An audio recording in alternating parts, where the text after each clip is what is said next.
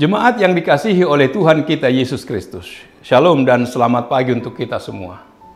Firman kehidupan di pagi hari ini tertulis dalam kitab Nabi Zakaria, pasal 2 ayat 8. Sebab beginilah firman Tuhan semesta alam, yang dalam kemuliaannya telah mengutus aku, mengenai bangsa-bangsa yang telah menjarah kamu, sebab siapa yang menjamah kamu, berarti menjamah biji matanya. Demikian firman Tuhan. Saudara-saudara yang dikasihi oleh Tuhan kita Yesus Kristus, dalam nas ini, Nabi Zakaria menggunakan ungkapan tersebut dalam perkataannya kepada umat Allah yang telah kembali ke Yerusalem dari pengasingan mereka di Babel.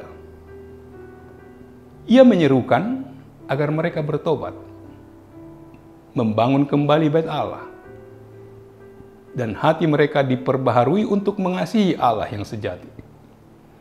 Semua itu karena Allah sangat mengasihi umatnya. Mereka adalah seperti biji matanya sendiri. Para cendekiawan Yahudi memahami ungkapan yang berasal dari kitab Zakaria, pasal kedua itu sebagai bayangan seseorang yang tampak pada biji mata orang lain. Dengan menggunakan kata biji untuk melambangkan suatu objek yang berbentuk bulat. Seperti mata kita, begitu berharga dan rapuh sehingga perlu dilindungi. Demikianlah Tuhan ingin mengasihi dan melindungi umatnya dengan menjaga kita selalu dekat dengan hatinya. Tuhan yang berdiam di antara kita mencurahkan kasih-Nya kepada kita. Bahkan luar biasanya, kasih-Nya itu jauh melebihi kasih orang tua yang rela melakukan apapun demi anaknya yang sedang menderita. Kita adalah biji mata Allah dan kekasih hatinya. Melalui kitab Nabi Zakaria ini diberitahukan kepada kita bahwa kita adalah utusan Allah. Sebagai warga negara kerajaan Allah adalah biji mata Allah. Timbul pertanyaan, mengapa kita disebut sebagai biji mata Allah? Jawabannya adalah, pertama, karena kita berharga di matanya, lebih berharga dari dunia ini.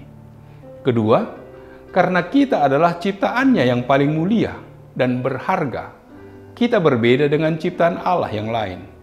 Kita diciptakan menurut gambar dan rupa Allah. Ketiga, karena kita sudah ditebus dan diselamatkan. Pengorbanan dan kematian Yesuslah yang membuat kita berharga dan bernilai.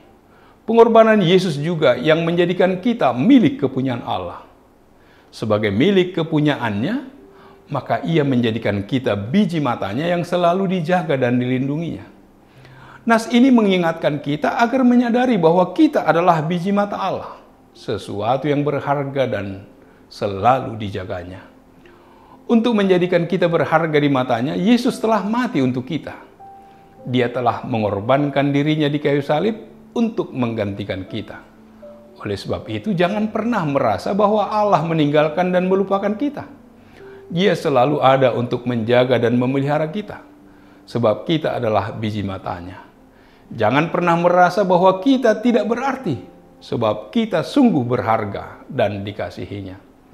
Sebagai orang tua yang mengasihi anak-anaknya, bila kita mengalami sakit penyakit, pasti orang tua kita akan berusaha dengan segala upaya agar kita beroleh kesembuhan sebagai bukti bahwa mereka mengasihi kita. Kasih orang tua kepada anaknya mencerminkan kasih Allah Bapa kepada kita. Tuhan jauh lebih mengasihi kita dan menyebut kita sebagai biji matanya sendiri. Kita adalah biji mata Allah dan kekasih hatinya. Melalui firman kehidupan ini Tuhan berkata, kita adalah biji mata Tuhan dan barang siapa yang ingin menjamah kita, berarti menjamah biji mata Tuhan. Seperti biji mata yang kita jaga dan lindungi sedemikian rupa, Tuhan juga berjanji untuk menjaga dan melindungi kita. Karena itu kita tidak perlu takut. Beserta kita ada Tuhan yang senantiasa melindungi dalam segala situasi dan kondisi. Selama kita tetap berada dalam pandangan mata Tuhan, kita pasti aman. Karena Tuhan tidak akan membiarkan apapun menjamah dan mengganggu hidup kita. Bila ada yang ingin menjamah dan mengganggu kita, maka mereka akan berhadapan dengan Tuhan. Tuhan yang akan berperang dengan mereka. Dalam kitab Keluaran 14 ayat 14 dikatakan, Tuhan akan berperang untuk kamu dan kamu akan diam saja. Dan di dalam 2 Tawarik 20 ayat 15b dikatakan, beginilah firman Tuhan kepadamu, janganlah kamu takut dan terkejut karena laskar yang besar ini, sebab bukan kamu yang akan berperang, melainkan Allah. Amin. Marilah kita berdoa. Allah Bapa yang bertata dalam kerajaan surga, terima kasih Tuhan. Engkau mengingatkan kami bahwa kami berharga di mata Tuhan.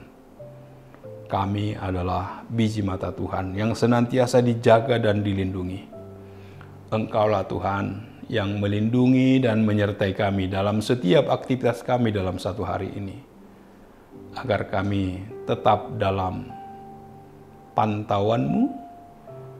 Biarlah kami tetap hidup dalam hukum dan aturan-Mu, agar Engkau senantiasa berada di dalam kehidupan kami. Terpujilah nama-Mu. Dalam nama Yesus kami berdoa dan mengucap syukur. Amin. Anugerah dari Tuhan kita Yesus Kristus, kasih setia dari Allah Bapa, serta persekutuan dengan Roh Kudus, kiranya menyertai kamu sekalian. Amin.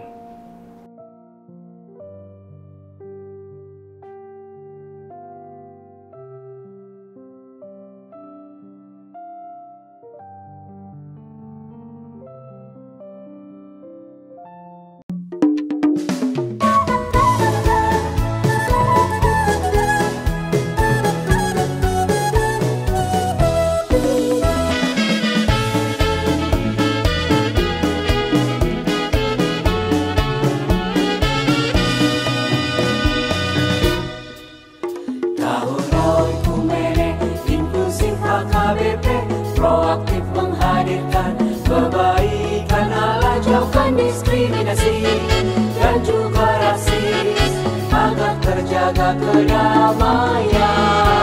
Jauhkan diskriminasi dan juga rasis untuk kebaikan bersama. Kota Yesus waktu di bumi harus mengasihi musuhmu, agar sempurna kehidupanmu seperti Allah Bapa.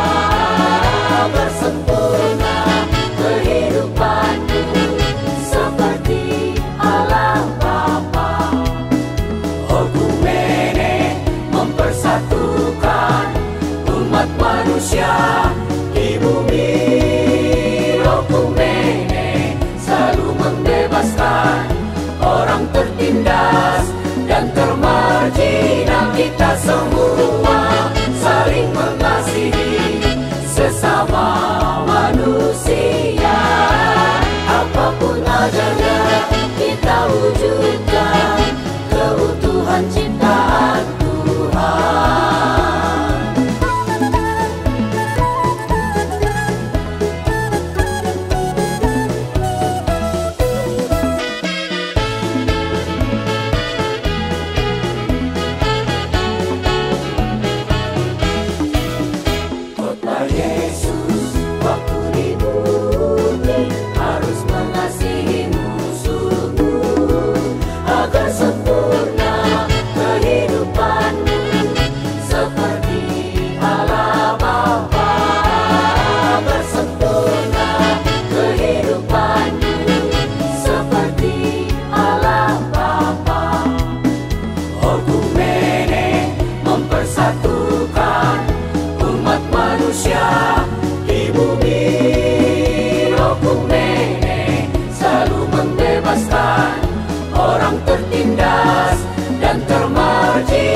Kita semua saling mengasihi sesama manusia.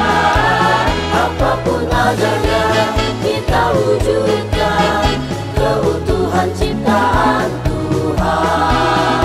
Okumene mempersatukan umat manusia